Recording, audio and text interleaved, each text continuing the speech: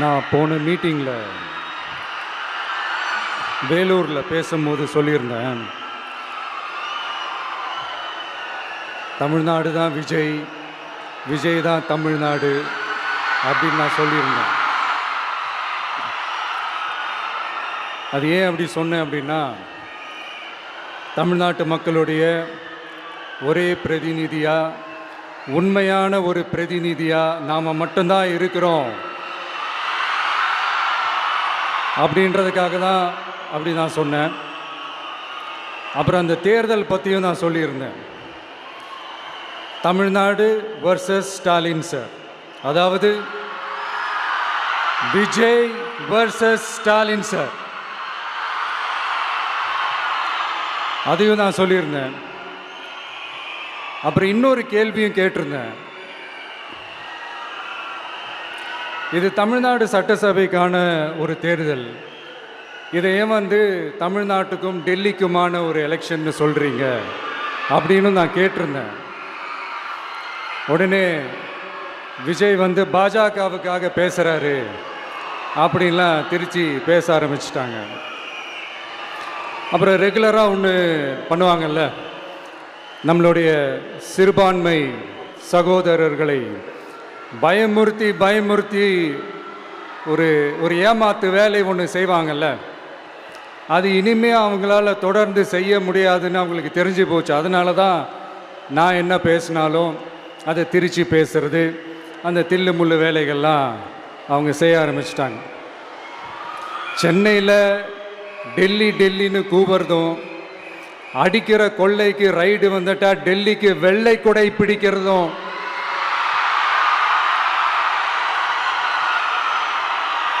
இதெல்லாம் யாருன்னு உங்களுக்கே நல்லா தெரியும்.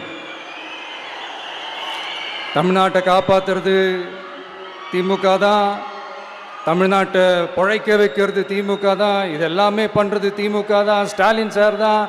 இதெல்லாம் ஒர்க் அவுட்டே ஆகாது பாஸ்.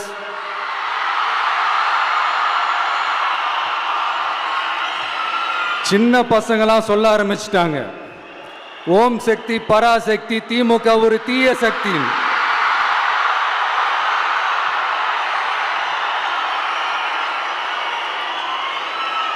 அதனால் இந்த தமிழ்நாடு இன்னொன்று வேற ஒன்று சொல்கிறாங்க. அது என்னடான்னா, தமிழ்நாட்டு அணி டெல்லி அணியா. கிரிக்கெட்டில் கூட தமிழ்நாட்டு அணியை டெல்லி அணியால் தொட்டு கூட பார்க்க முடியாது.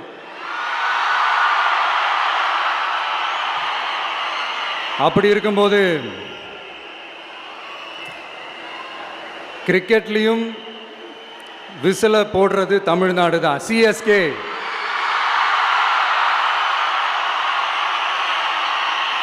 வரப்போற எலெக்ஷன்லையும் விசில போட போறது நம்ம டிவிக்கே தான். தமிழ்நாடு தான் டிவிக்கே தான் தமிழ்நாடு.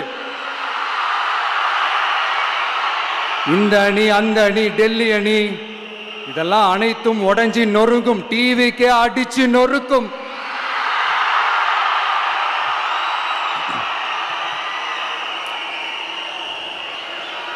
எனக்கும் என்னுடைய மக்களுக்கும் நடுவில் வேற யாராலையும் உள்ள நுழையவே முடியாது. இது ஒரு அம்மா பையன் உறவு, அப்பா புள்ள உறவு, அண்ணன் தங்கச்சி உறவு, அண்ணன் தம்பி உறவு, அக்கா தம்பி உறவு. இது சும்மா ஒரு எலெக்ஷனுக்கு வந்த உறவு அப்படின்னு நினைச்சிடாதீங்க. இது இயற்கையாகவே அமைஞ்ச உறவு. இது எவ்வளோ டீப்பான உறவுன்றது நான் உணர்ந்திருக்கிறேன். அதே மாதிரி நம்ம தமிழ்நாடு மக்களும் இதை உணர்ந்து இருக்கிறாங்க. இன்னும் சிம்பிளாக சொல்லணும்னா, மற்றவங்களுக்கு வேணா இது எலெக்ஷன், ஆனால் எனக்கும் என்னை நேசிக்கிற மக்களுக்கும் இட் இஸ் an emotion.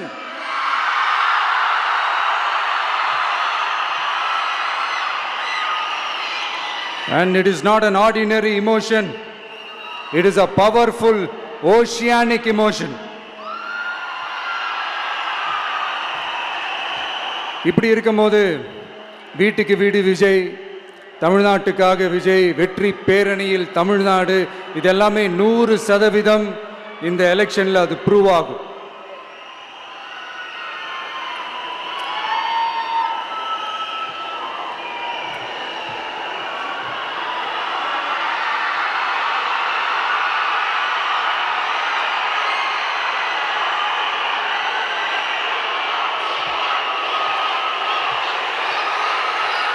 நீங்க எல்லாரும் எனக்கு இன்னொரு உறுதிமொழியை ஒன்று கொடுக்கணும்.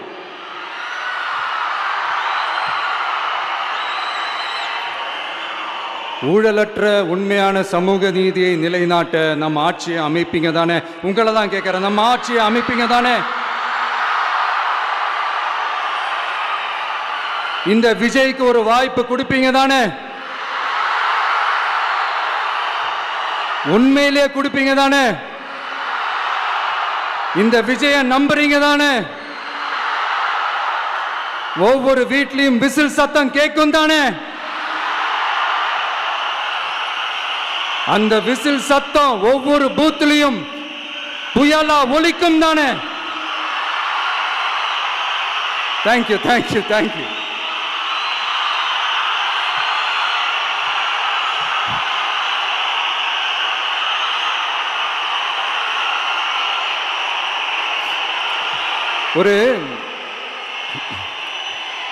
ஒரு டாக்டர் இருக்காருன்னா நாம் எப்போ அவரை பற்றி யோசிப்போம்? இப்போ நமக்கு ஏதாவது உடம்பு சரியில்லை அப்படின்னா அவரை யோசிப்போம், அவர் ஞாபகம் வரும். அது மாதிரி நமக்கு ஏதாவது ஒரு பிரச்சனை அப்படின்னா ஒரு வக்கீலை தேடிப்போம், அவர் ஞாபகத்துக்கு வருவார். இது மனித இயல்பு. அந்தந்த பிரச்சனை வரும்போது நம்ம அவங்கவுங்கள தேடி போவோம். ஆனால் ஆன் அ டெய்லி பேசிஸ் நம்ம சும்மா சாப்பிடும் போது கூட நம்மளை அறியாமல் ஒருத்தவங்களை பற்றி நினைப்போம், நம்மளை அறியாமல் அவங்களுக்கு நாம் நன்றி சொல்லுவோம். அந்த மதிப்பிற்குரிய அந்த மனிதர்கள் வேற யாரும் இல்லை, விவசாயி விவசாயி விவசாயி.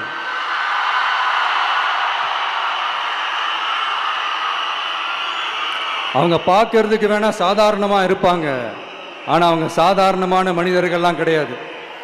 இந்த உலகத்தையும் மனிதர்களையும் படைச்சது கடவுள்னு சொல்லுவாங்க, ஆனால் அந்த கடவுளுக்கே படையல் போடுற உயர்ந்த மனிதர்கள் தான் நம்ம விவசாயிகள். இந்த பூமியில உயிர் இருக்குது, இந்த பூமியில பூ பூக்கும், காய் காய்க்கும், பூத்து குலுங்கும்னு இந்த பூமியை அழகா காட்டி இந்த பூமியை சாமி ஆக்கிறதுல இயற்கையோட சேர்ந்து நம்ம விவசாயிகளுக்கும் ஒரு முக்கிய பங்கு ஒன்று இருக்குது. அதனால நான் ஏதோ ஓவரா ஏதோ சொல்றேன்னு நினைக்காதீங்க. எனக்கு இந்த அடுத்த ஜென்மம் மறுபிறவியை பற்றியெல்லாம் எனக்கு தெரியாது. அது உண்மை அப்படின்னா அடுத்த ஜென்மத்தில் நான் ஒரு விவசாயி குடும்பத்தில் பிறக்கணும்னு ஆசைப்படுறேன்.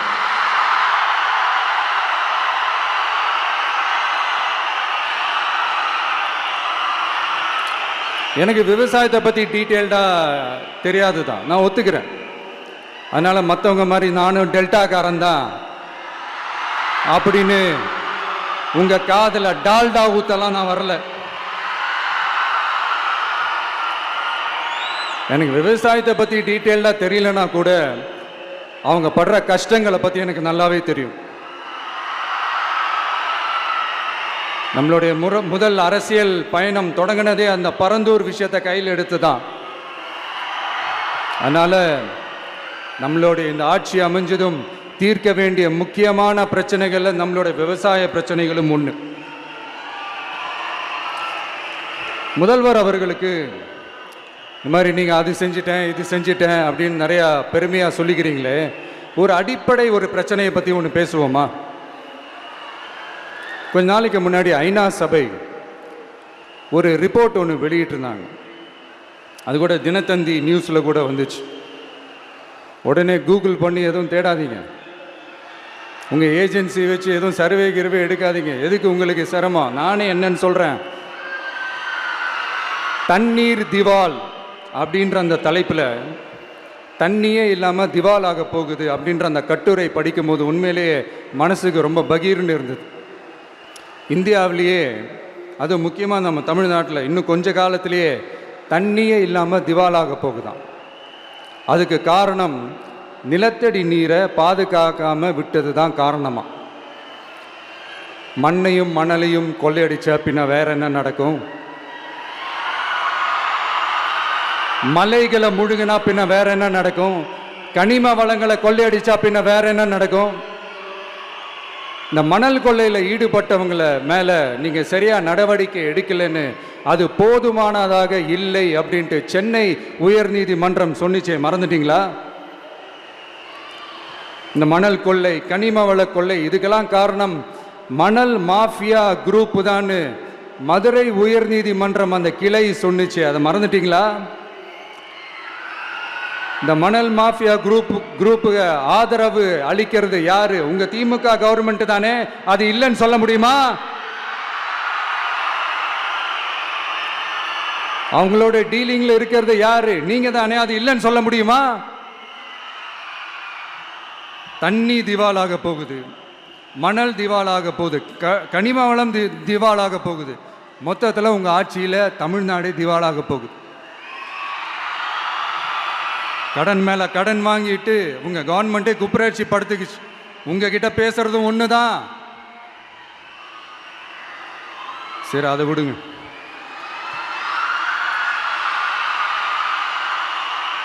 நம்ம விவசாயிகள் கஷ்டப்பட்டு விளைய வச்ச அந்த நெல்லெல்லாம் மழையில் நனைஞ்சி வீணா போச்சே. டெல்டாக்காரன்னு சொல்லிக்கிற நீங்கள் அதை எதாவது கவனிச்சிங்களா? அவங்களுடைய போராட்டம் எதுக்காவது கூட போய் நின்றுக்கிறீங்களா? கூண்டாஸில் மட்டும் போடுவீங்க. இதானே உங்களுடைய அந்த சாதனை. பரந்தூர் பிரச்சனை உங்களுடைய உண்மையான நிலைப்பாடு என்ன? மேல்மா விஷயத்தில் உங்களோட உண்மையான நிலைப்பாடு என்ன? தமிழகத்தில் இருக்கிற எல்லா ஆறுகளையும் இணைப்போம், இந்தியாவிலேயே நாங்கள் தான் அதை பற்றி ஃபஸ்ட்டு யோசித்தோம் அப்படின்னு பெருமையாக சொல்லிக்கிற இந்த திமுக கவர்மெண்ட் அவங்களுடைய நாக் என்னன்னு சொல்லவா? இந்த மாதிரி பெரிய பெரிய திட்டங்கள்லாம் ஆட்சிக்கு வந்த உடனே செய்ய மாட்டாங்க. அந்த ஆட்சி முடிகிற டைமில், அந்த கடைசி 6 மாதம், அந்த 1 வருஷம், அந்த 1.5 வருஷத்தில் அதுக்கான திட்டத்தை கொண்டு வருவாங்க, அதுக்கான அடிக்கலை நாட்டுவாங்க. அதுக்கப்புறம் எலெக்ஷன் வரும், தோற்றுருவாங்க. கேட்டால் எங்கள் ஆட்சி தான் முடிஞ்சிருச்சே அப்படின்னு நாடகம் ஆடுவாங்க. இல்லை, நான் தெரியாமல் தான் கேட்குறேன். மக்கள் மேலே உங்களுக்கு உண்மையிலே அந்த அக்கறை இருந்துச்சுன்னா ஆட்சிக்கு வந்த உடனே இந்த மாதிரி பெரிய பெரிய திட்டங்கள்லாம் ஸ்டார்ட் பண்ண வேண்டியது தானே. அதனால் ஆட்சி முடியும் போது அடிக்கல் நாட்டுறது. ஓட்டுக்காக என்னென்னலாம் பேசுவீங்க, ஆனால் மக்கள் இதெல்லாம் நம்புறதுக்கு அவங்கன்னா ஏமாளிங்க நினச்சிங்களா? மக்களே, நம்மளுடைய ஆட்சி அமைஞ்சதும் இந்த மாதிரி பெரிய பெரிய திட்டங்கள்லாம் உடனே ஸ்டார்ட் பண்ணுவோம். அதை அந்த 5 வருஷத்துக்குள்ள அதை முடிக்கவும் ட்ரை பண்ணுவோம். ஸோ இப்படிலாம் நம்ம பேசினா காவிரி பிரச்சனையில் உன் கருத்து என்ன, முல்லை பெரியார் பிரச்சனையில் உன் கருத்து என்ன, இப்படிலாம் அதெல்லாம் பற்றி உனக்கு என்ன தெரியுமா அப்படின்னு கேட்க ஆரம்பிச்சிருவாங்க. ஐயா, உலக மகா மேதைகளே, ROV, ரிமோட்லி ஆப்ரேட்டட் வெஹிக்கிள், அதை வச்சு தண்ணிக்குள்ளேயே போய் அணைகளோட உறுதித்தன்மையை ஆராய்ச்சி பார்க்குற வரைக்கும் நான் எல்லாம் தெரிஞ்சு தான் வச்சுருக்கிறேன். ஒருத்தன் சைலண்டாக இருக்கான், அமைதியாக இருக்கான்னா உடனே அவனுக்கு எதுவுமே தெரியாதுன்னு நினச்சிடாதீங்க. சும்மா கருத்து சொல்லிக்கிட்டு கம்பு சுற்றிக்கிட்டு இருந்தால் எல்லாமே நடந்துருமா? நசன் பேசி அதை கேட்டு மக்கள் வெறுத்து போயிட்டாங்க. உருப்படியா ஏதாவது யோசிங்கயான்னு மக்கள் நினைக்கிறத யாருக்கு தெரியுதோ தெரியலையோ, எனக்கு அது நல்லாவே தெரியுது. உரிய இடத்துக்கு போய் சம்பந்தப்பட்டவங்களோட பேசி அதுக்கான சொல்யூஷன் என்னன்னு தெரிஞ்சுக்கிட்டு அதை ப்ராப்பராக எக்ஸிக்யூட் பண்ணணும். அடுத்து, நம்மளுடைய கடல் விவசாயிகளான நம்மளுடைய மீனவர்களுடைய பிரச்சனைக்கு அப்பப்போ எந்திரிச்சு கடிதம் எழுதிட்டு திரும்ப தூங்க போயிடுவார். அவ்வளோதான், அதோட அது அப்படியே கிடக்கும். மானே, தேனே, பொன்மானே, இப்படிலாம் கடிதம் எழுதுறதெல்லாம் வேலைக்கே ஆகாது. ஒன்றிய அரசுக்கு அந்த உண்மையான உணர்வுபூர்வமான அந்த அழுத்தத்தை கொடுக்கணும். நம்ம மீனவர்கள் மேலே அவங்க கையே வைக்கக்கூடாது, கையே வைக்க விடக்கூடாது. அவங்களுக்கான அந்த பாதுகாப்பு பக்காவாக இருக்கணும். அதுதான் நம்மளுடைய ஒரே அஜெண்டா. மீனவர்களே, அடுத்து நம்மளுடைய ஆட்சி தான். கவலைப்படாதீங்க, தைரியமா இருங்க, உங்களுக்கான பாதுகாப்பு பக்காவா இருக்கும். இப்படி இருக்கும்போது அடுத்ததும் நாங்க தான் அப்படின்னு சிஎம் சார் சொல்லுவாங்க. அதெல்லாம் நடக்காது. 2வது முறை வந்ததெல்லாம் சரித்திரமே கிடையாது. இந்த சைனாவில் great great wall of China கேள்விப்பட்டிருப்பீங்க. அதோடைய நீளத்தை விட பெரிய டாஸ்க் இது. ஆனானப்பட்ட அவங்க அப்பாவாலே முடியல.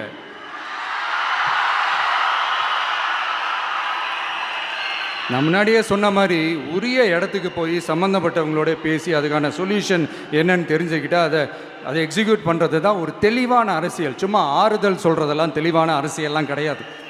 அதெல்லாம் ஒரு ஹம்பக் அரசியல். அரசியலுக்கு வந்துட்டால் கலெக்ஷன் பார்க்கலாம் அப்படின்றதெல்லாம் அரசியல் கிடையாது.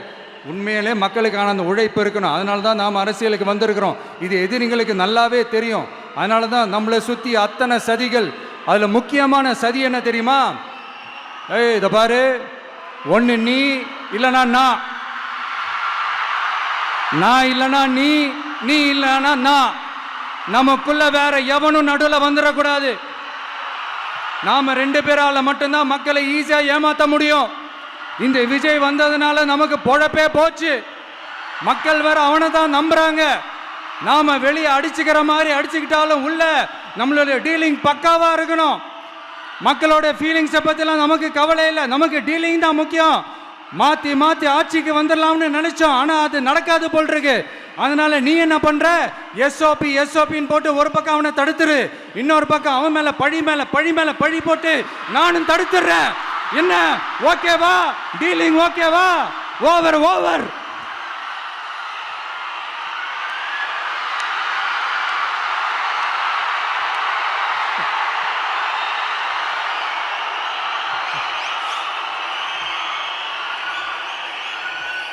இல்லைங்க, உண்மையிலேயே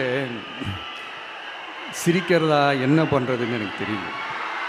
உண்மையிலே இப்படி தான் இருக்கு அவங்க டீலிங்லாம்.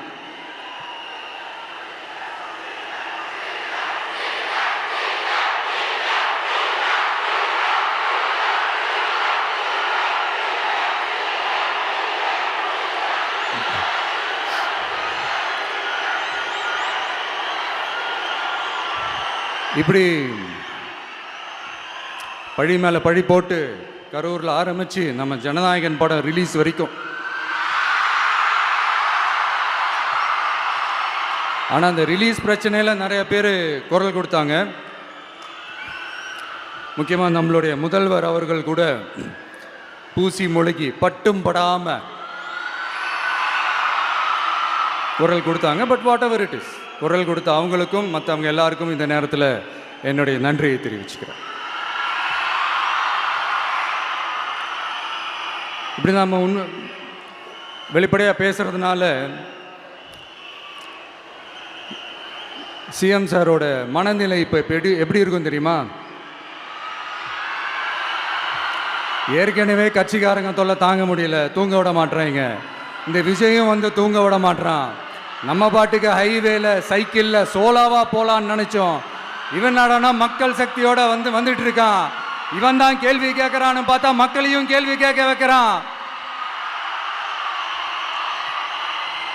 1000 ரூபாய் கொடுத்துட்டு இருந்தோம், 5000 ரூபாய் கொடுத்து ஏமாத்தலான்னு பார்த்தா அதையும் கேள்வி கேட்க வைக்கிறான்.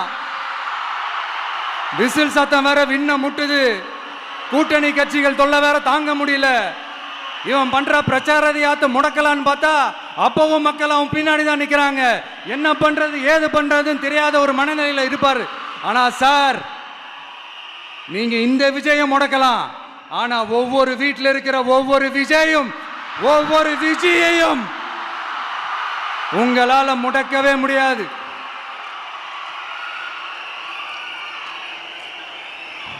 அவங்களாம் ஆல்ரெடி பிரச்சாரத்தை ஸ்டார்ட் பண்ணிட்டாங்க சார். வீட்லயே குடும்பமா இறங்குவாங்க பாருங்க பிரச்சாரத்துக்கு. அப்ப உங்களால மட்டும் இல்ல, எந்த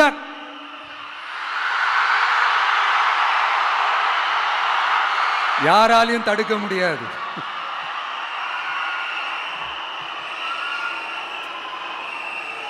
நம்ம டவுன் சவுத்தில் ஒரு ஊரில் உங்கள் அப்பாவுக்கு வெங்கல சிலை வைக்கணும்னு ட்ரை பண்ணீங்கல்ல, அதுக்கு சுப்ரீம் கோர்ட் என்ன சொன்னாங்க? மக்களோட பணத்தில் யாருக்கு புகழ் பாட பார்க்குறீங்க அப்படின்னு கேட்டாங்கல்ல. அதுக்கு என்ன அர்த்தம் தெரியுமா? ஊராம் வீட்டு நெய்யில் உங்கள் வீட்டுக்கு ஸ்வீட்டு செய்யாதீங்க. எப்படி? ஊராம் வீட்டு நெய்யில உங்க வீட்டுக்கு ஸ்வீட் செய்யாதீங்கன்னு அர்த்தம். மக்களோட ஒரு அடிப்படை வாழ்வாதாரத்துக்கு ஏதாவது பிரச்சனைக்குன்னு கேட்டா நிதி சுமைன்னு சொல்றீங்க. செல வைக்கிறதுக்கு மட்டும் எங்கிருந்து சார் காசு வருது?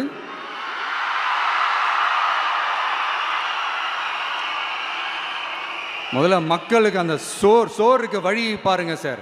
செலவு வைக்கிறத பத்திலாம் அப்புறமா யோசிக்கலாம். கேஸ் சிலிண்டருக்கு மானியமா 100 ரூபா தரேன்னு சொன்னீங்களே, என்னாச்சு?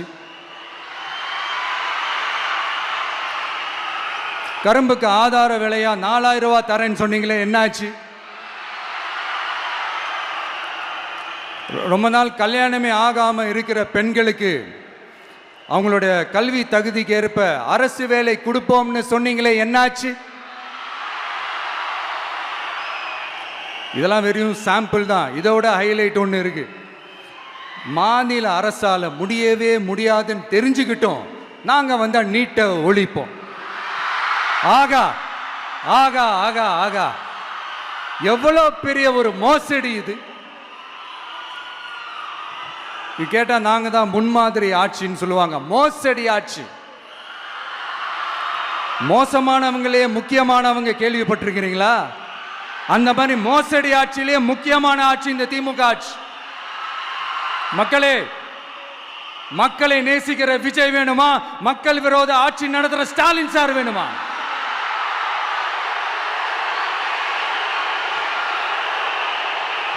இந்த விஜய் நம்புறீங்களா, ஸ்டாலின் சார நம்புறீங்களா?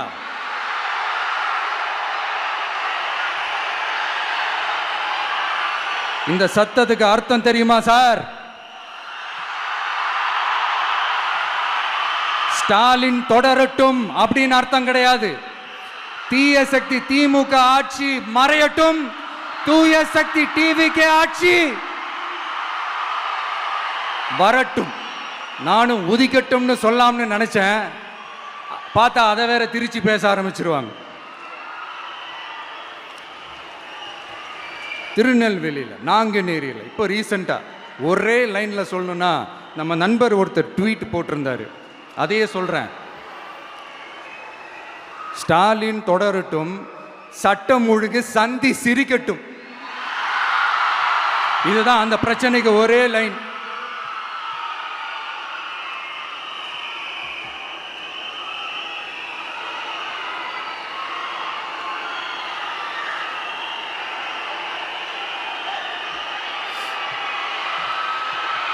மக்களே, காஞ்சிபுரத்தில், வேலூரில் எல்லாம் நம்மளோட விஷனை பற்றி சொன்னோம் இல்லையா? அதே மாதிரி இங்கேயும் சில விஷன்ஸை சொல்லணும். இது மற்றவங்க மாதிரி தேர்தல் வாக்குறுதின்னு சொல்லி ஏமாத்துறது கிடையாது. நம்மளை நம்புகிற மக்களுக்கு நம்பிக்கை தர்றது. நம்ம ஆட்சிக்கு வந்ததும் இதெல்லாம் செய்ய நடவடிக்கை எடுப்போம்னு சொல்கிறது.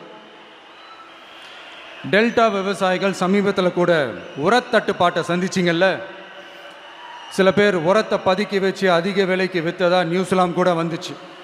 நம்ம டிவிக்கு ஆட்சி வந்ததும் உரத்தட்டுப்பாடு இல்லாமல் பார்த்துக்குவோம்.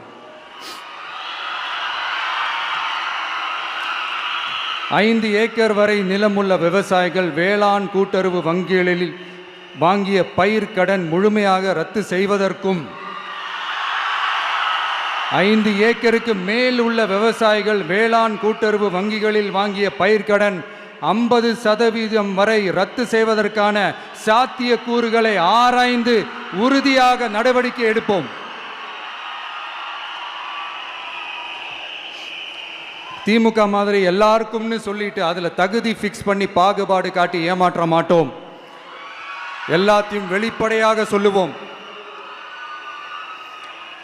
2 ஏக்கர் வரை நிலமுள்ள விவசாயிகள் மற்றும் நிலமற்றவர்கள் குடும்பத்தில் யாரும் மாநில மற்றும் ஒன்றிய அரசு ஊழியராக இல்லாமல் இருக்கும் பட்சத்தில் அவர்களின் குழந்தைகளின் பொறியியல் மற்றும் மருத்துவம் உள்ளிட்ட தொழிற்கல்வி முதல் அனைத்து வகை படிப்புகளுக்குமான முழு செலவையும் அரசே ஏற்கும்.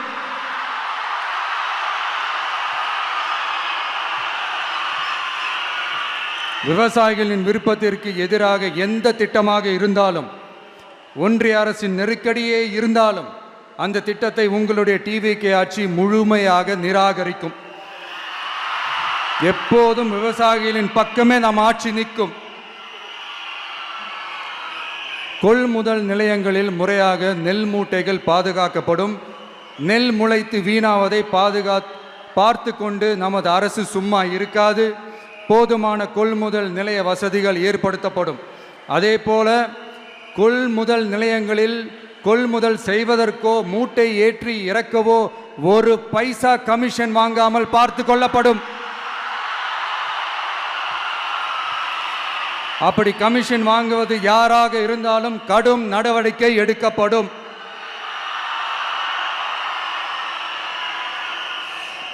ஐநூறு ரேஷன் கார்டுகளுக்கு ஒரு ரேஷன் கடை என்ற வரையறை நிர்ணயிக்கப்படும். கிராமங்களிலும் எடையாளர் நியமிக்கப்படுவார். பெண் விற்பனையாளருக்கு பெண் எடையாளர், ஆண் விற்பனையாளருக்கு ஆண் எடையாளர் என்பது பின்பற்றப்படும்.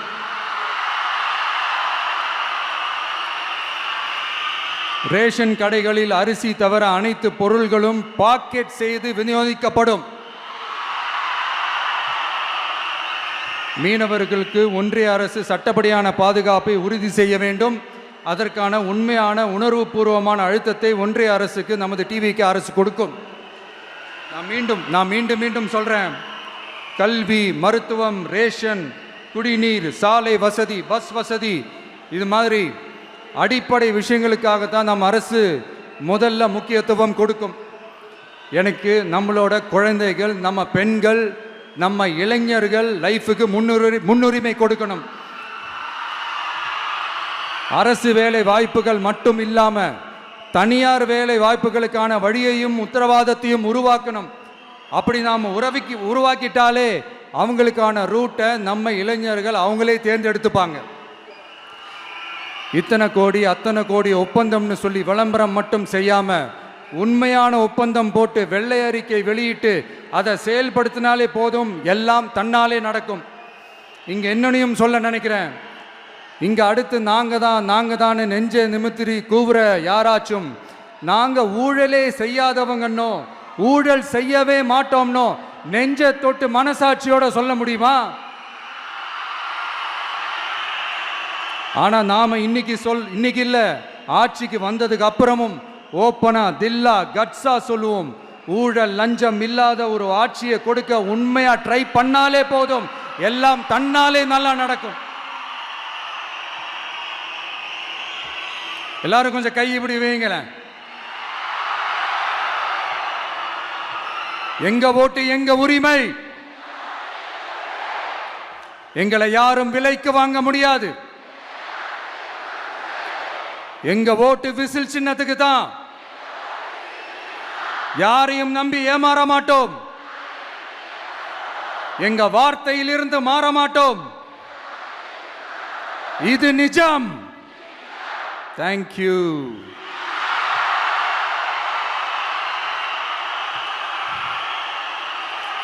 என் நெஞ்சில் குடியிருக்கும் தஞ்சை மக்களே,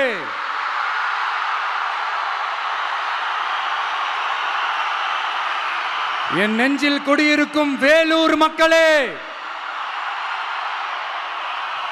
வேலூர்ல இதை நான் சொல்ல மறந்துட்டேன், சாரி. உங்களுக்காக இங்க நான் சொல்றேன். உங்களோட நான் இருக்கேன், நம்மளோட நம்ம மக்கள் இருக்கிறாங்க.